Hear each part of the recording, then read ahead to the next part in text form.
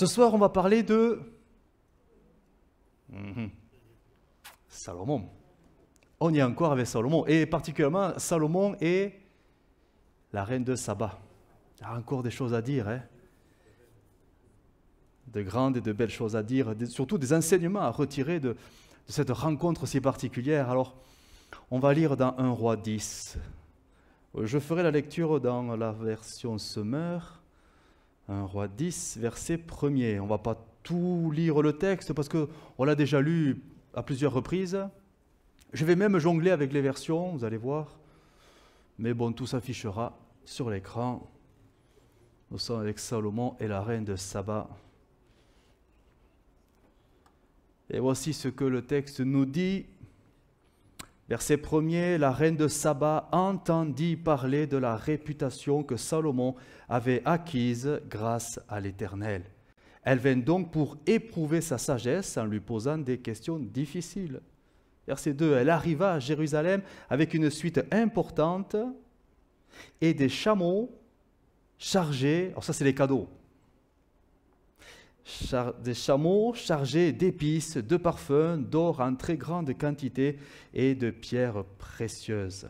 Elle se présenta devant Salomon et lui parla de tout ce qu'elle avait sur le cœur.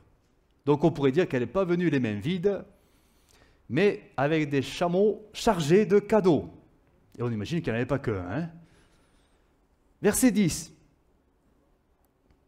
C'était pas fini. Ensuite, la reine fit cadeau, et il y en a encore un,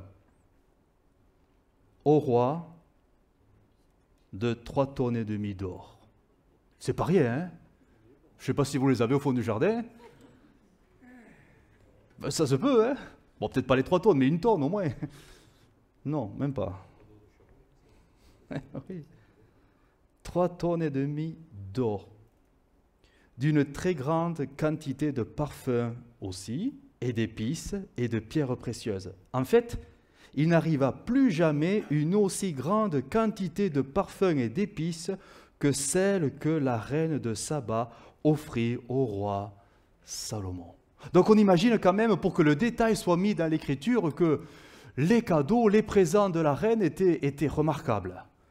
Quelque chose qui a dépassé tout ce qu'en Israël, peut-être ils avaient vu, mais quelque chose qui a été noté et qui était quand même à la hauteur de la rencontre et du roi Salomon. Et on va au verset 13, et là je vais lire dans français courant.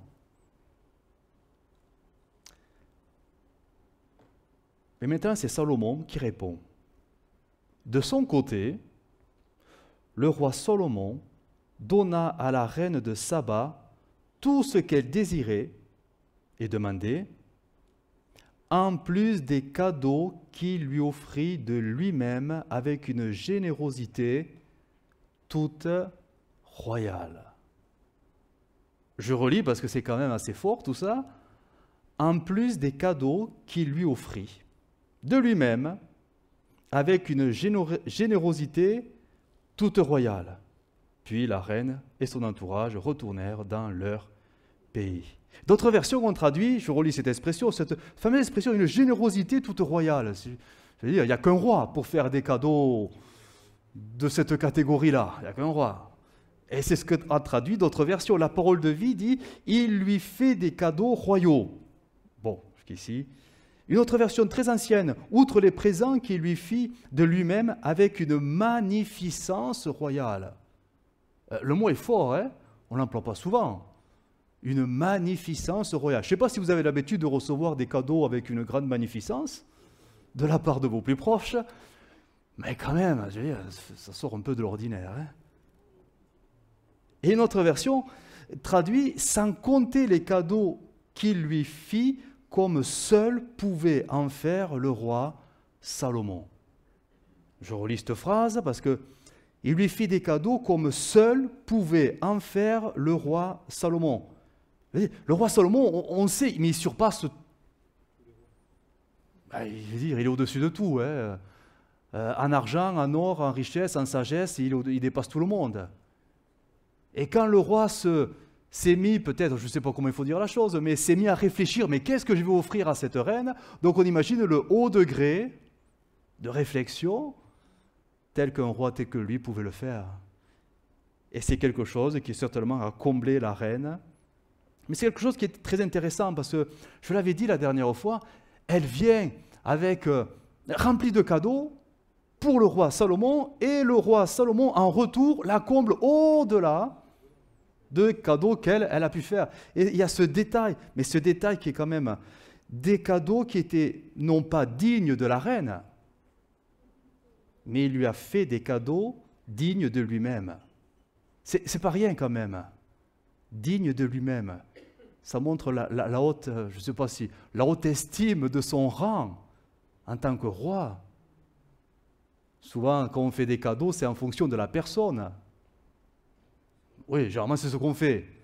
On fait un cadeau, et le cadeau, il est plus, voilà, suivant la personne, plus ou moins estimé, etc. Mais là, le roi, c'est pas ça. Il ne considère pas tant la reine, il se considère lui. Je suis le roi et je vais te combler. Point. Et la reine a été comblée parce que les cadeaux étaient dignes du roi lui-même et non pas de celle qui allait recevoir les cadeaux. Et là, moi, ça m'a tellement marqué cette affaire-là que ça m'a fait penser forcément à ce que nous vivons avec le Seigneur. Rappelez-vous, peut-être pour certains il y a très longtemps, mais quand il a touché notre cœur, alors on n'a pas pu rester comme ça, les bras ballants, on a voulu lui faire un cadeau au Seigneur. Mais qu'est-ce qu'on pouvait lui offrir qui lui plairait? On n'avait pas grand-chose. Hein? Eh bien, on lui a offert ce qu'on avait de plus cher, nos cœurs. Ça veut dire nos vies. Seigneur, on te donne nos vies. Et ça a réjoui le cœur du Seigneur. Et il était tellement content que lui s'est dit, bon, j'imagine, hein, puisque tu me donnes ton cœur, puisque tu me donnes ta vie, eh bien moi en retour, je vais te faire un cadeau digne, non pas de toi, parce que toi tu es indigne malheureusement, mais digne de moi. Je vais te combler de cadeaux dignes de moi, parce que toi tu m'as honoré en te donnant finalement ce que tu avais de plus précieux, ton cœur. Et ça c'est intéressant, ce rapprochement qu'on peut voir, et c'est ça qu'on va, du moins, autour de cela qu'on va méditer ce soir. Le Seigneur nous a comblés de cadeaux, parce que nous lui avons donné notre cadeau, nos cœurs. Alors, Éphésiens 4,4, parce que tout ça c'est écrit, hein. Je ne l'invente pas, je ne l'imagine pas, mais c'est dans l'Écriture. Éphésiens 4,4.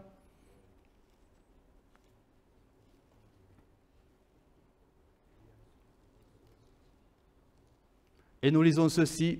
Il y a un seul corps et un seul esprit, comme aussi vous avez été appelés à une seule espérance par votre vocation. Il y a un seul Seigneur, une seule foi, un seul baptême, un seul Dieu et Père de tous, qui est au-dessus de tous, et parmi tous et en tous. Mais à chacun de nous, la grâce a été donnée selon la mesure du don de Christ. Verset 8. C'est pourquoi il est dit. Déjà, c'est dit où? C'est dit dans l'Ancien Testament. C'est dit dans le livre des Psaumes. On le lira. C'est une citation que l'apôtre Paul fait. Étant monté dans les hauteurs, il a amené des captifs et il a fait des dons aux hommes. Or, je continue. Or, que signifie il est monté, sinon qu'il est aussi descendu dans les régions inférieures de la terre? Celui qui est descendu, c'est le même qui est monté au-dessus de tous les cieux, afin de remplir toutes choses. Et il a donné les uns comme apôtres, les autres comme prophètes, les autres comme évangélistes, les autres comme pasteurs et docteurs, pour le perfectionnement des saints, en vue de l'œuvre du ministère et de l'édification du corps de Christ, jusqu'à ce que nous soyons tous parvenus à l'unité de la foi et de la connaissance du Fils de Dieu et à l'état d'homme fait, à la mesure de la stature parfaite de Christ. Amen. Je reviens au verset 8, parce que c'est ce verset que le verset clé, c'est pourquoi il est dit, et là nous sommes dans le psaume 68, « Étant monté dans les hauteurs, il a amené des captifs et il a fait des dons aux hommes. » On va lire ce psaume, ce verset du psaume 68, parce que l'apôtre Paul, il fait quand même un exercice d'herméneutique très, très périlleux quand même. Hein. Il prend un texte purement historique et il va le spiritualiser et en faire une vérité christologique. Incroyable ce qu'il faisait. Psaume 68, verset 18. Les chars, c'est David qui écrivait, les chars de l'Éternel se comptent par 20 000, par milliers et par milliers. Le Seigneur est au milieu d'eux, le Sinaï est dans le sanctuaire. Verset 19. Tu es monté dans les hauteurs, tu as amené des captifs, tu as reçu des dons pour l'homme. Les rebelles habiteront aussi près de l'Éternel Dieu. Amen. Alors là, vous voyez, l'apôtre Paul. Alors, qu'est-ce qu'il a voulu dire David déjà? Avant de dire ce que Paul a voulu dire, mais qu'est-ce que David a voulu dire dans le contexte de ce psaume 68? En fait, c'est simple. Hein. Il a pris une pratique militaire de l'Antiquité, et il l'a attribuée à Dieu.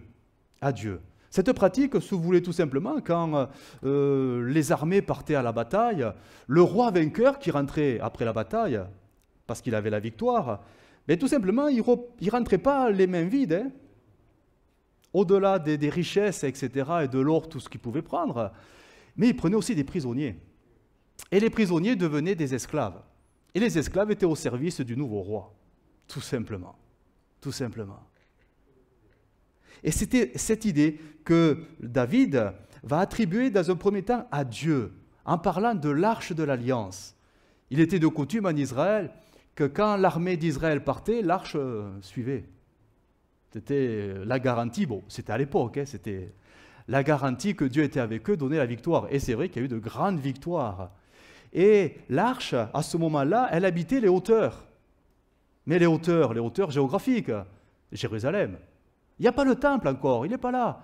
Mais Jérusalem, tout cela, c'est le mont Sion, c'est une montagne. C'est une montagne, ce n'est pas une vallée, c'est une montagne. Donc l'arche descendait la montagne, allait au combat, la victoire était donnée, l'arche repartait, mais repartait pas. Il y avait les prisonniers, il y avait les esclaves, et c'était des pratiques. David l'a fait, Salomon l'a fait. Les prisonniers étaient après au service de, alors pas forcément de l'Éternel, mais au service du peuple de Dieu pour les tâches les plus rudes, les tâches les plus ingrates.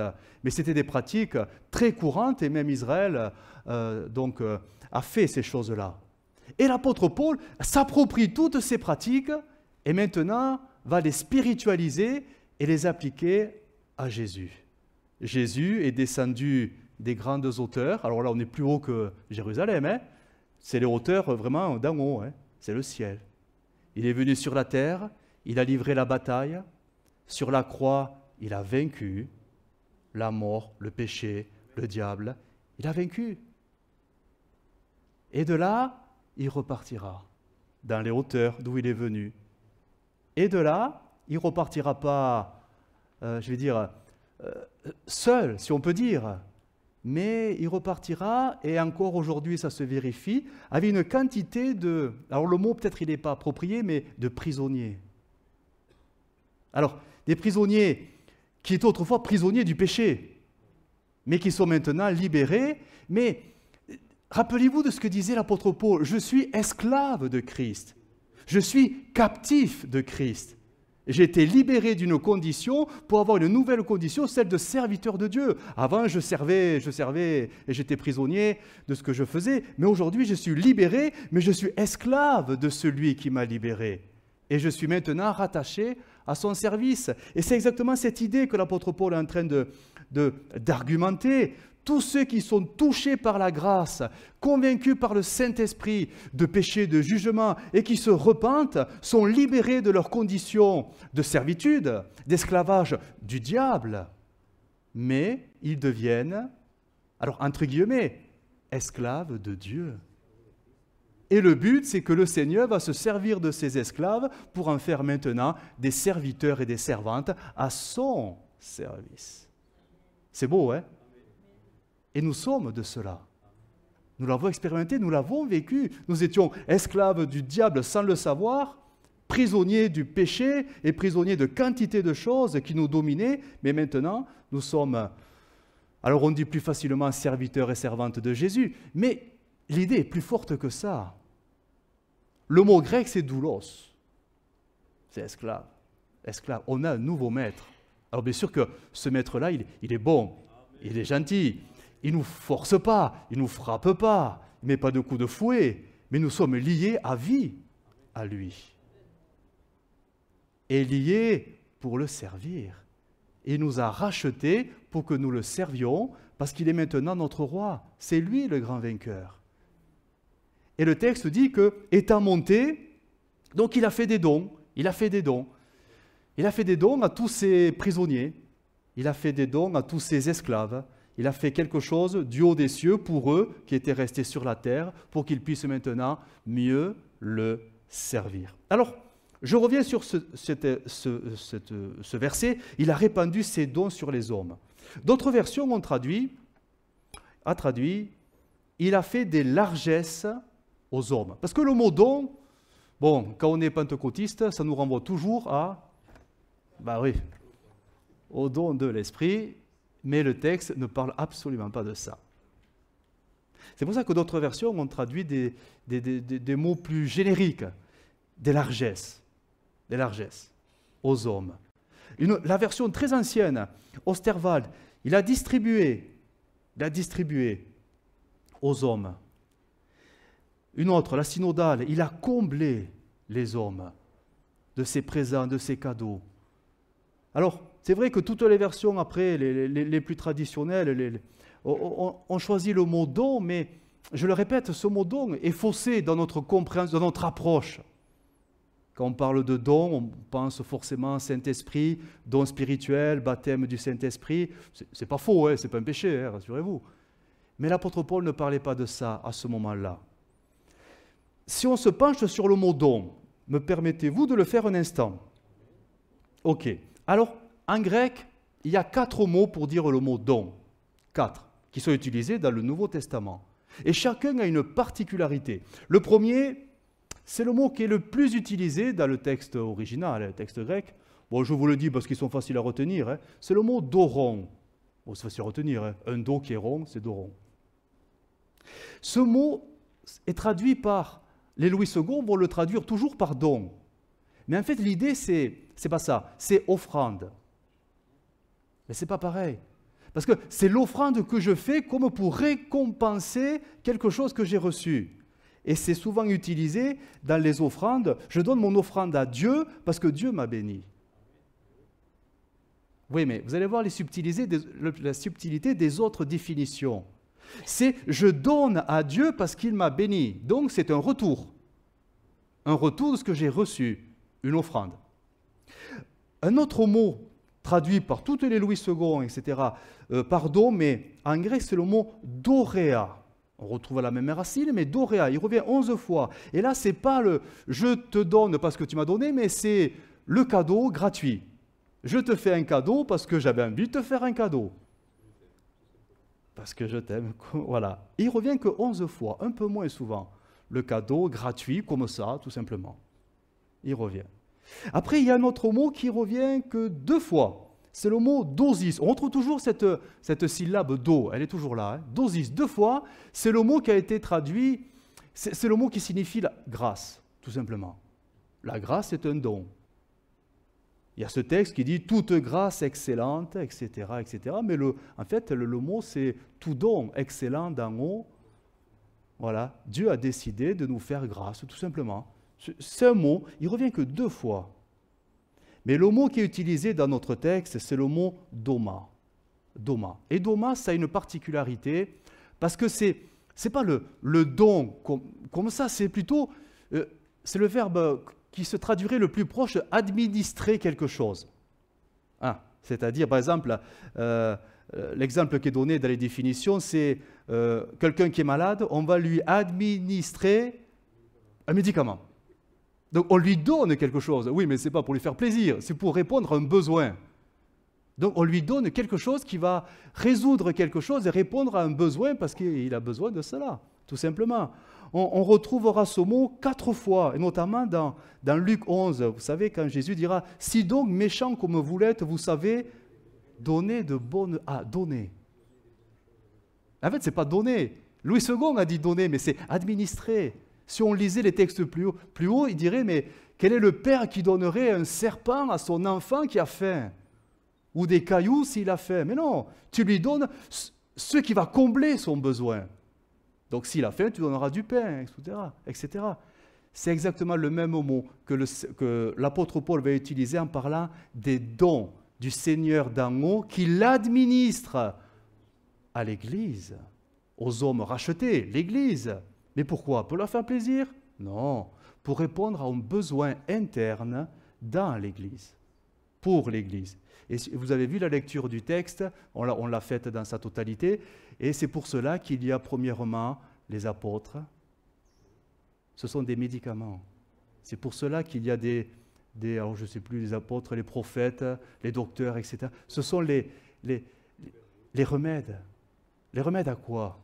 Les remèdes à la faiblesse du corps de Christ. Parce que le but, c'est que ces médicaments, on va dire, les ministères, amènent la forme spirituelle, la santé spirituelle, pour que le corps grandisse, grandisse, grandisse et atteigne la stature parfaite de Jésus-Christ.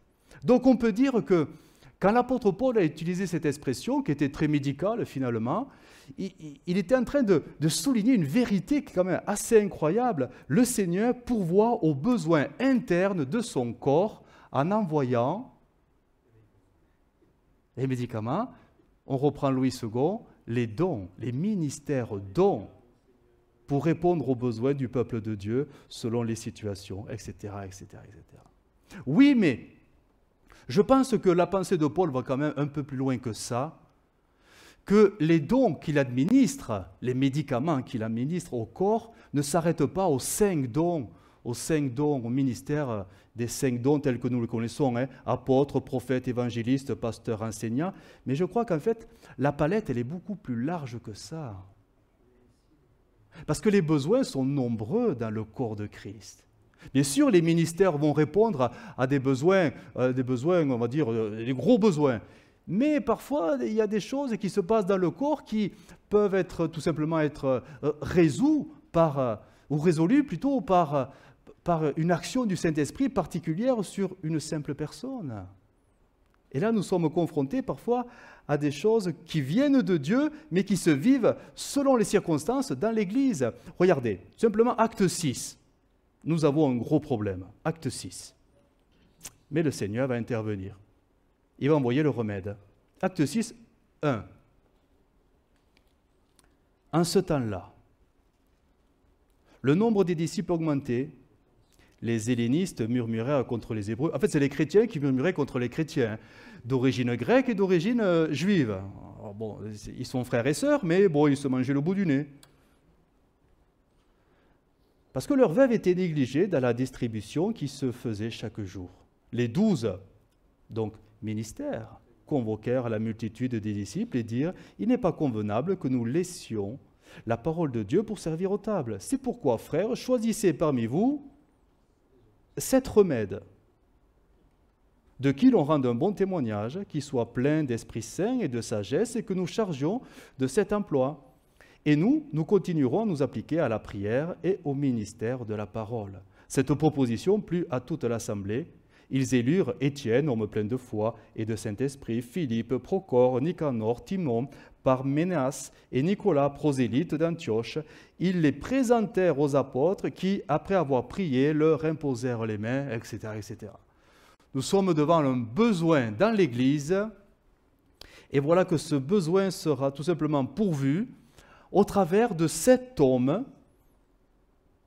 qui, alors on ne sait pas comment ça s'est passé, si ce n'est que c'est l'Église qui les a élus, mais peut-être qu'il y avait quelque chose sur eux qui faisait, peut-être qu'ils étaient volontaires, on ne sait pas du tout comment ils se sont retrouvés sur le devant de la scène, mais nous croyons que le Saint-Esprit est quand même derrière tout cela.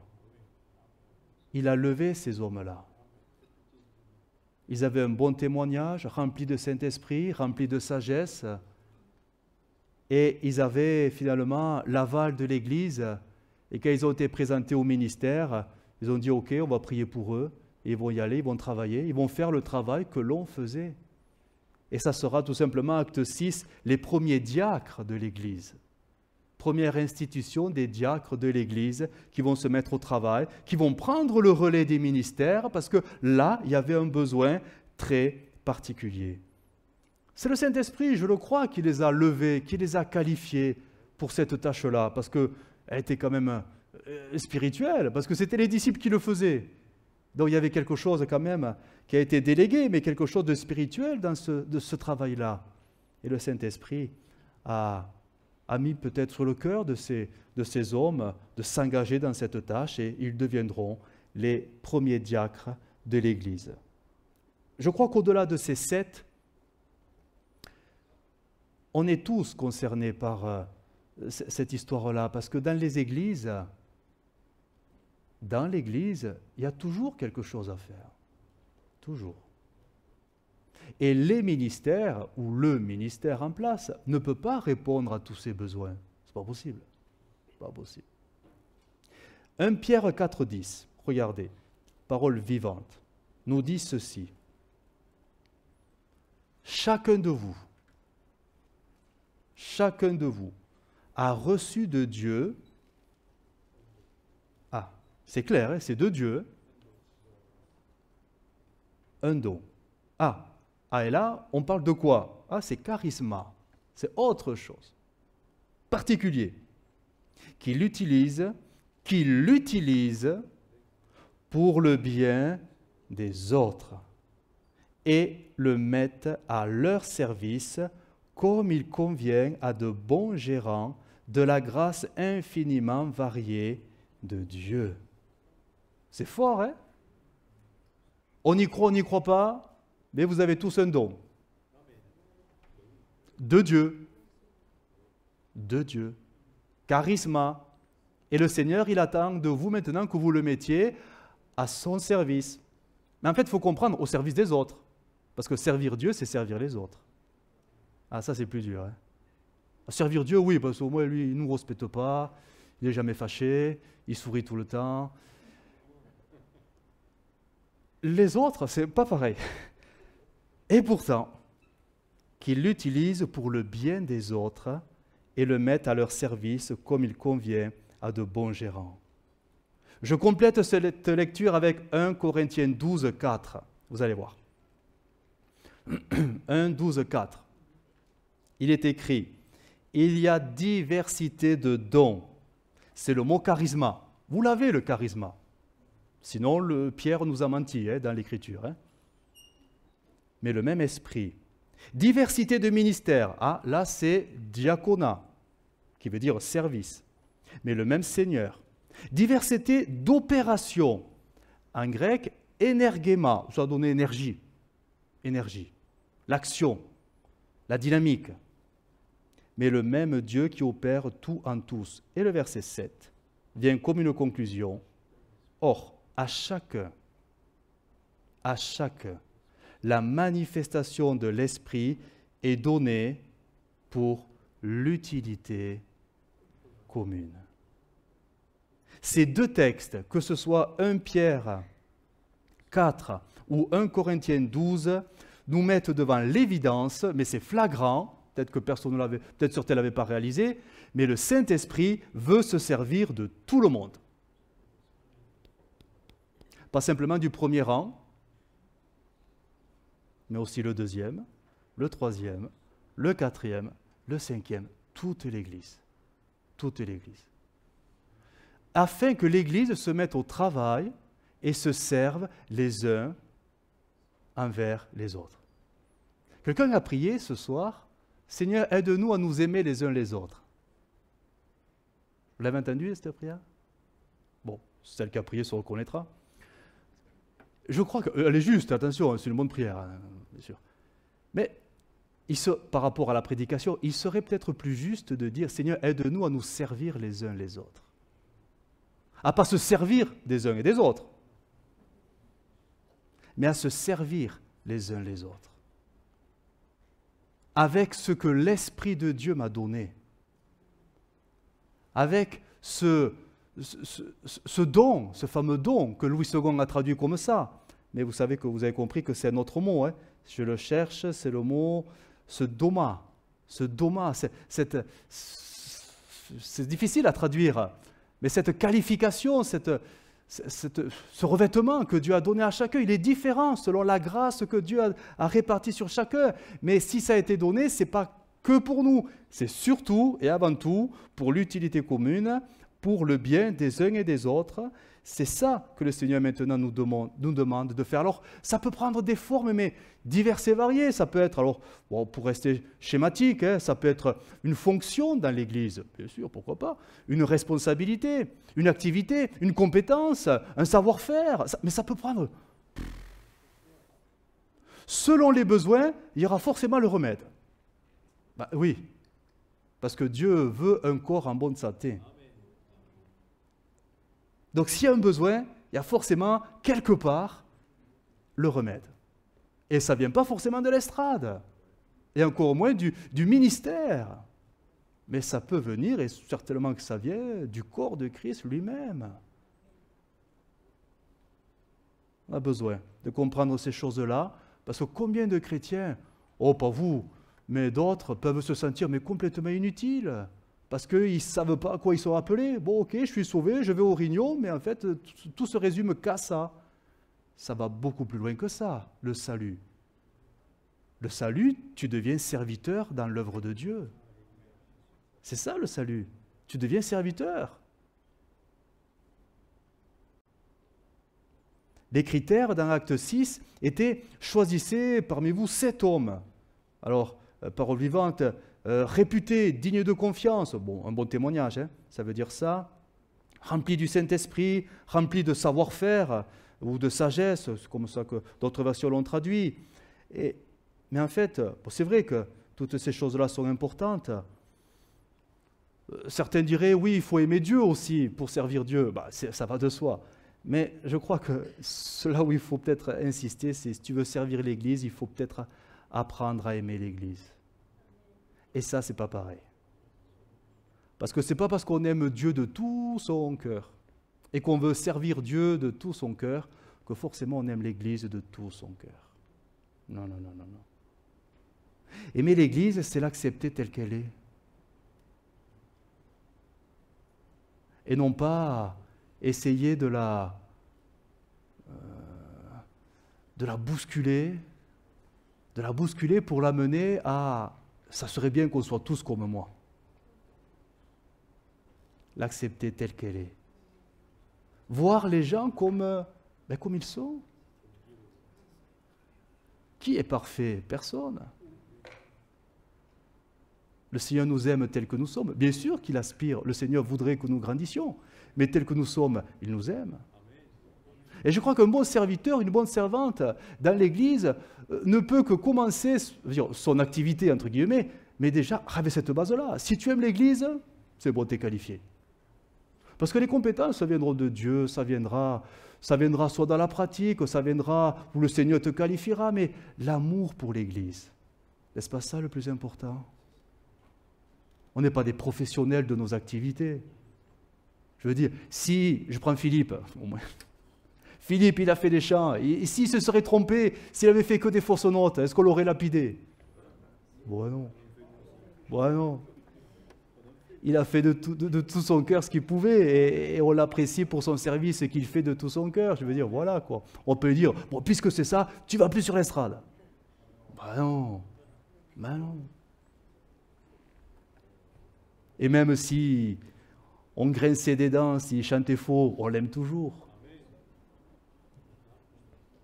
Ne viendrait pas l'idée de penser, oh, c'est mardi, il va faire les chants, ouh, je ne vais pas à l'église. Mais non, aimer l'Église dans ce qu'elle est, et elle est loin d'être parfaite. Savoir s'aimer les uns les autres, mais pas simplement, oui, je t'aime, alléluia, bonne semaine, et à dimanche prochain. Non, c'est je t'aime et je me mets à ton service. Selon les besoins, dans l'Église. N'est-ce pas ça le modèle que Jésus nous a montré? Et voilà. Le roi des rois. Et il le dira, je ne suis pas venu pour régner, je suis venu pour servir. Et il montrera l'exemple. Il montrera l'exemple. Alors c'est vrai qu'on dit tous dire oui, j'aime bien, oui, j'aime bien. Non, j'aime Dieu, j'aime l'Église, mais au final, Qu'est-ce qui le montre? Qu'est-ce qui le prouve? Qu'est-ce qui le démontre? Ton amour pour l'Église, on parle de l'Église locale, hein?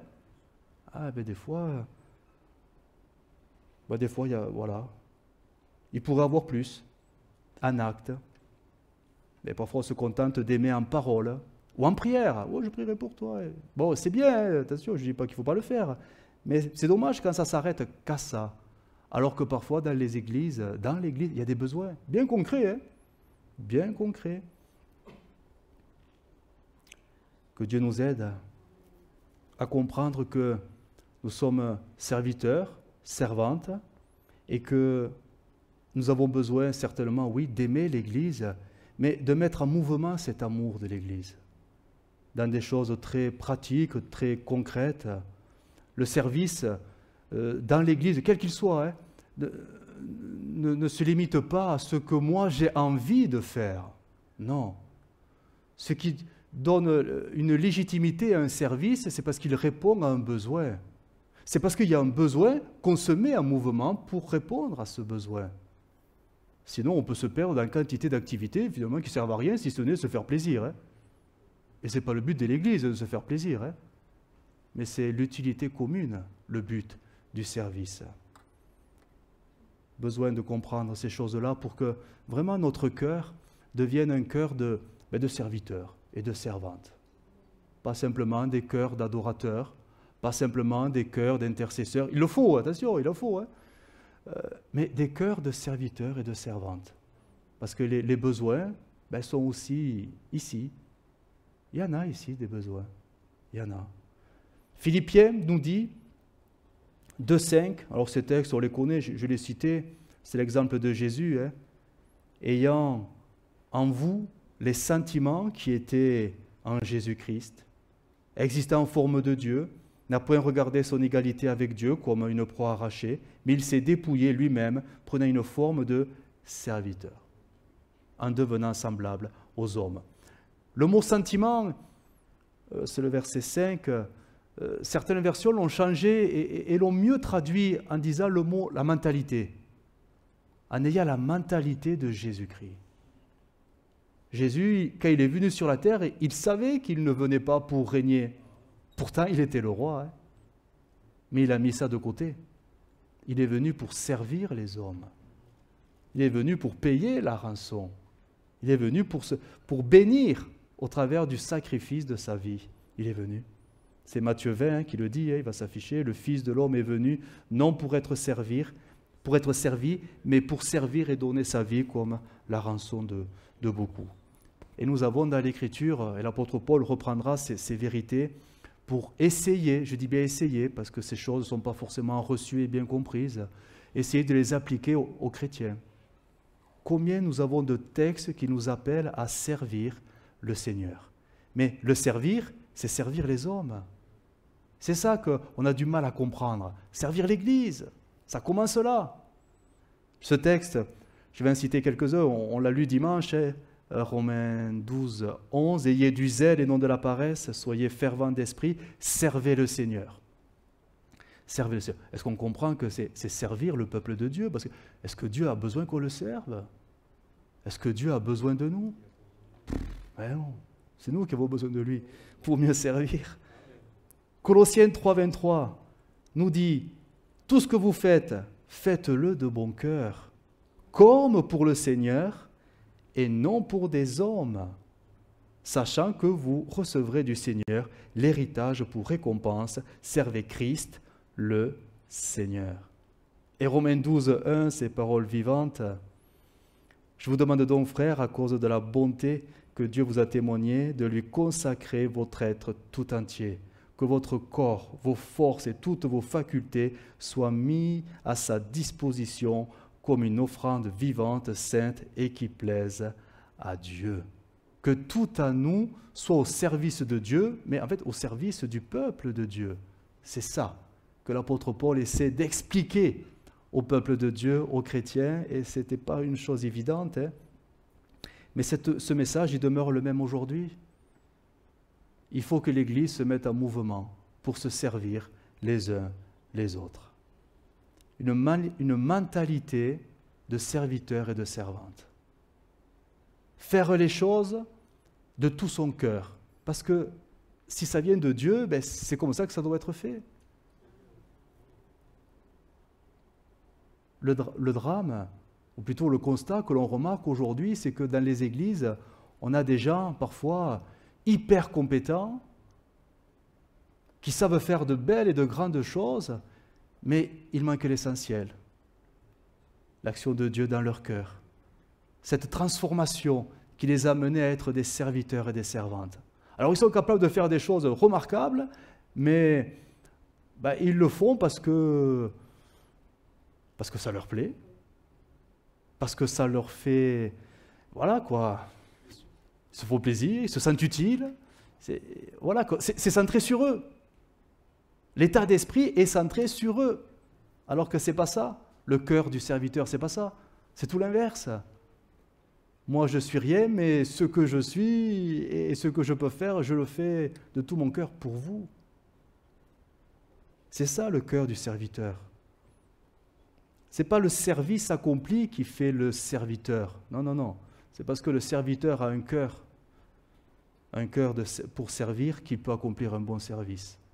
Parce que Dieu ne juge pas les actions que nous faisons comme nous on les juge. Il ne regarde pas comme nous. Nous, on regarde à la tâche bien accomplie, mais le Seigneur, ce n'est pas ça qu'il regarde. C'est l'état de cœur qui travaille pendant qu'il accomplit sa tâche. Et ça, le Seigneur, il ne se trompera pas. Il ne se trompera pas. Nous avons besoin d'avoir des cœurs de serviteurs, tout simplement. Et un cœur de serviteur ne s'arrêtera pas que dans l'Église, parce que même quand il sera en dehors de l'Église, son cœur de serviteur, il suivra. Hein. Je dis ça parce que des fois, on peut servir dans l'Église, mais après, à l'extérieur, il ne faut plus rien demander, quoi. Alors que le cœur de serviteur, je veux dire, je prends un exemple, même les inconvertis, il ira les servir. Parce que c'est son cœur. Regardez ce que Paul dira, Éphésiens 6. Serviteurs, obéissez à vos maîtres selon la chair, avec crainte et tremblement, dans la simplicité de votre cœur, comme à Christ. Non pas seulement sous leurs yeux, comme pour plaire aux hommes, mais comme des serviteurs de Christ qui font de bon cœur la volonté de Dieu. Servez-les avec empressement, comme servant le Seigneur et non des hommes. Vous avez vu jusqu'où va Paul? Servir les gens de ce monde comme si on servait Dieu. Mais pour celui qui a un cœur de serviteur, ce n'est pas un problème. Parce qu'il a un cœur pour ça. Et ce cœur, c'est pas lui. C'est le remède du Saint-Esprit. Il a fait des dons aux hommes. Il a changé nos cœurs en cœurs de serviteurs selon les besoins, tout simplement. Mais ce n'est pas quelque chose de naturel. C'est quelque chose de spirituel qui vient de Dieu, tout simplement. Et on a besoin, du moins, l'apôtre Paul dit, ça doit aller jusque-là. Votre service de tout votre cœur dans l'Église, si vraiment il est de tout votre cœur, il ne s'arrêtera pas à l'Église. Mais les services que vous accomplissez dans l'Église, vous pouvez aussi bien les accomplir pour ceux du dehors, tout simplement. Parce que ça sera dans votre cœur, tout simplement. Et ça, des fois, on est surpris. On peut être étonné par certains comportements qui peuvent facilement devenir des contre-témoignages. Des contre-témoignages.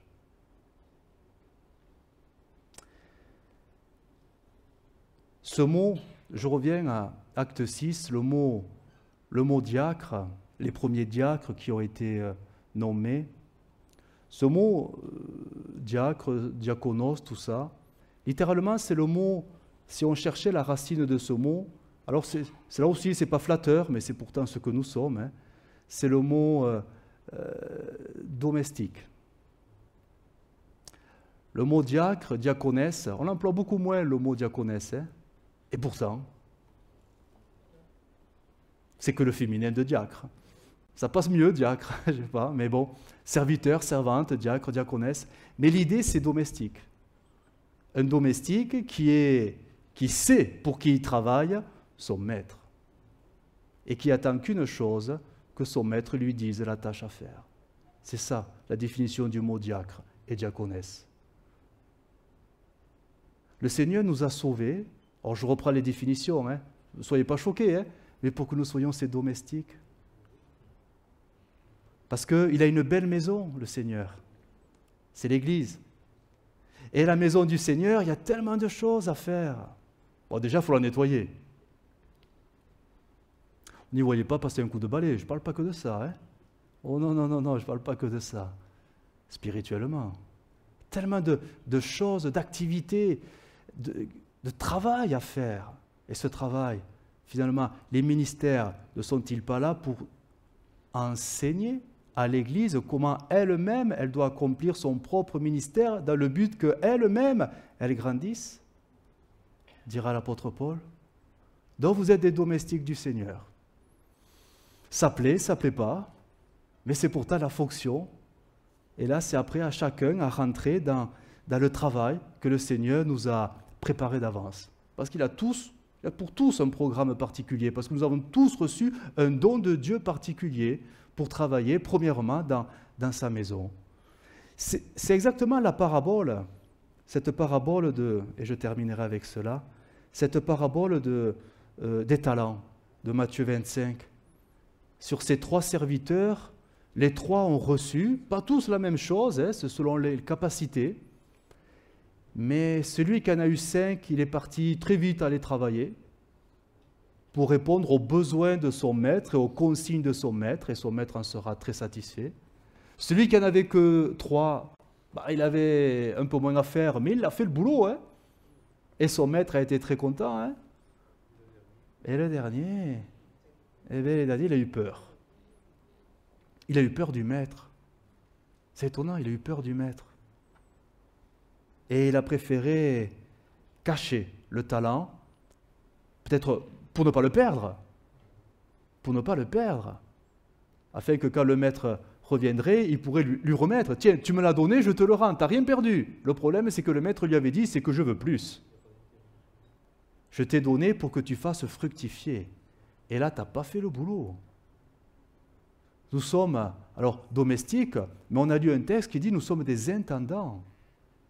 Les intendants de la grâce. On a tous reçu cette qualification par le Saint-Esprit, quelque chose qui nous rend utile dans le corps de Christ. Et si nous ne le faisons pas fructifier, eh bien, en fait, nous sommes en train de passer à côté de ce que le Seigneur attend de chacun. Il attend, je ne vais pas dire des intérêts, mais des fruits. Des fruits. Afin qu'il soit glorifié, que sa grâce en nous se multiplie et se constate par des fruits que l'Église appréciera. C'est ça le salut. Ce n'est pas simplement être sauvé et lui dire merci une fois par semaine sur sa chaise, c'est pas ça. C'est le salut, c'est une vie, c'est une nouvelle orientation de nos vies, c'est une nouvelle façon de penser, une nouvelle façon d'agir, c'est une nouvelle vie. Nouvelle vie. Et ça, on a besoin de comprendre que chaque jour que nous vivons, le Seigneur, il nous regarde et il attend, il veut voir des choses. Hein. Il nous a donné son esprit pour que ça bouge en nous et autour de nous. Là, je ne parle pas forcément d'aller évangéliser, je ne parle pas que de ça. Je parle des choses, parfois, je ne sais pas, c'est tellement vaste et varié. La sagesse de Dieu, la grâce de Dieu est tellement diverse et variée que...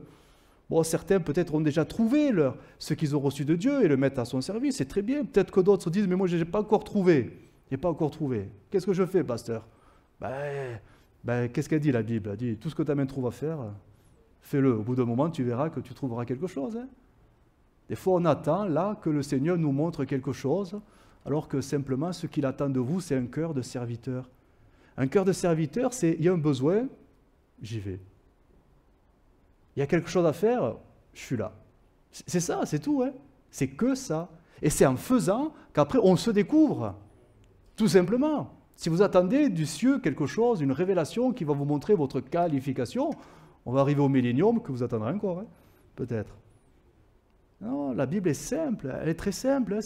C'est dans la vie de tous les jours qu'on voit dans quoi on est qualifié, compétent. Tout simplement, c'est si simple que ça. Mais ça peut faire peur. Et c'est normal que ça fasse peur. Mais il ne faut pas que cette peur nous arrête de se mettre au service des uns et des autres.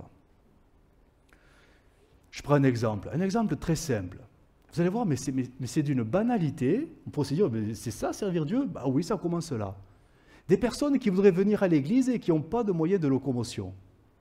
Ça paraît bête, hein? Mais c'est spirituel, ça? Ben, mets-toi à la place de la personne qui serait privée de réunion. Et grâce à toi, autant que tu lui accordes, tu deviens une grande bénédiction pour elle. Parce que sinon, elle restera à la maison. Hein. C'est ça, se mettre au service des uns des autres. C'est pas que ça, hein. Mais ça en fait partie. Être utile les uns aux autres. Servir Dieu, c'est servir les hommes. Hein. Bon, c'est qu'un exemple. Hein. Mais voilà, des fois, il ne faut pas aller chercher bien loin les choses à faire, parce que des fois, on les a sous le nez, mais on ne considère pas que c'est pas spirituel, ça. Ou, oh non, je ne le ferai plus parce que, bon, je ne veux plus. Mais un cœur de serviteur, voilà ce que le Seigneur veut que nous ayons. Alors je termine. La reine de Saba, elle est venue avec son cadeau, ses cadeaux, et Salomon l'a couvert de cadeaux dignes de son nom. Nous, on a donné nos cœurs, ils étaient ce qu'ils étaient, hein, bien sales. Jésus les a lavés, ils étaient bien propres, et on lui a donné. Tiens, maintenant, ma vie, t'appartient. Tu fais ce que tu veux. Et là, le Seigneur, par son esprit, il envoie des dons. Mais ce n'est pas les mêmes pour tous. Mais il envoie des dons sur les uns les autres. Des dons, ce n'est pas forcément quelque chose qui va durer, peut-être, ça peut être ponctuel, quelque chose, c'est tellement varié. Mais quelque chose qui va vous qualifier pour une tâche, pour une activité, pour parfois quelque chose d'anodin.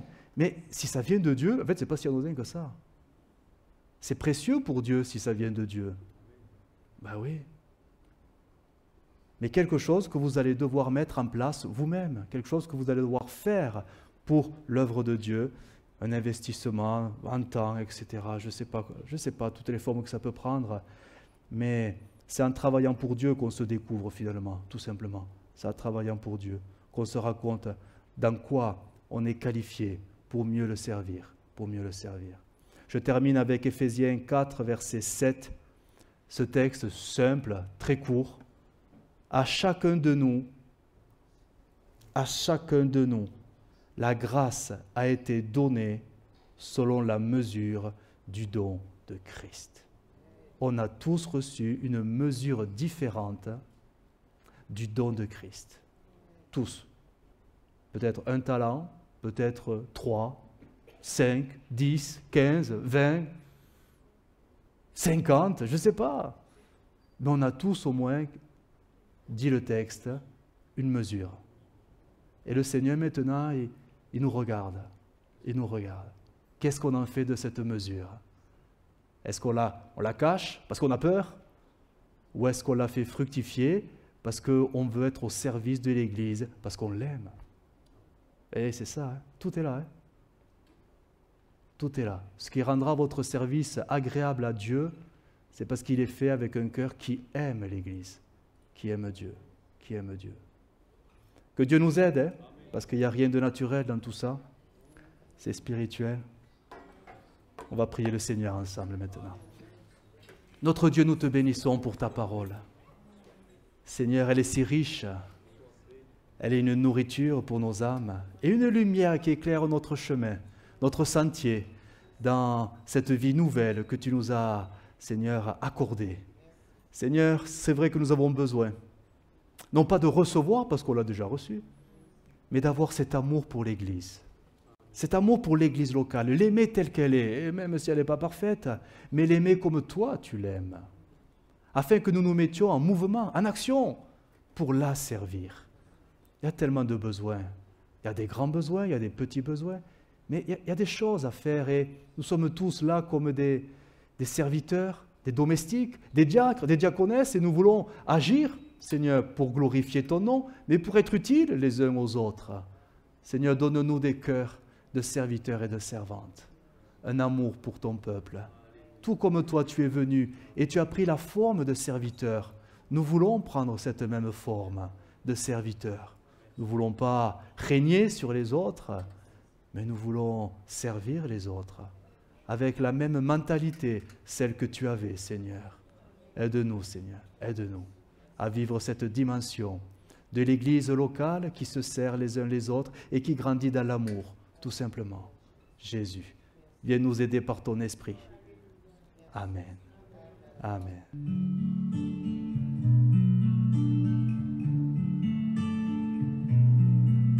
Well, I heard there was a Savior chord.